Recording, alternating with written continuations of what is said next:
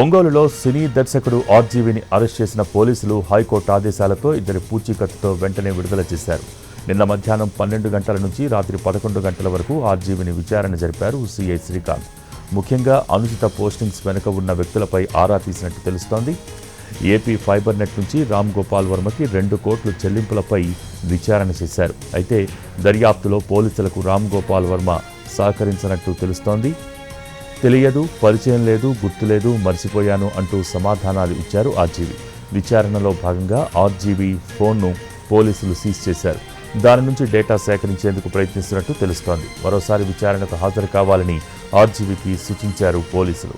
తాకట్లో ఉన్న మీ బంగారాన్ని నమ్మి కష్టాల్ని కాంపౌండ్ వాల్ దాటించే one and only solution prime gold hub మాత్రమే. కాంటాక్ట్ 8499938881.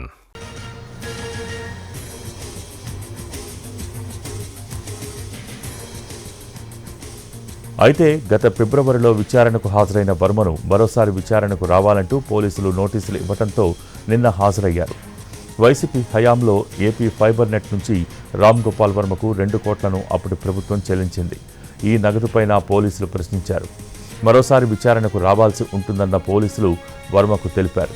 విచారణ అనంతరం ఒంగోలు నుంచి హైదరాబాద్కు వెళ్లిపోయారు.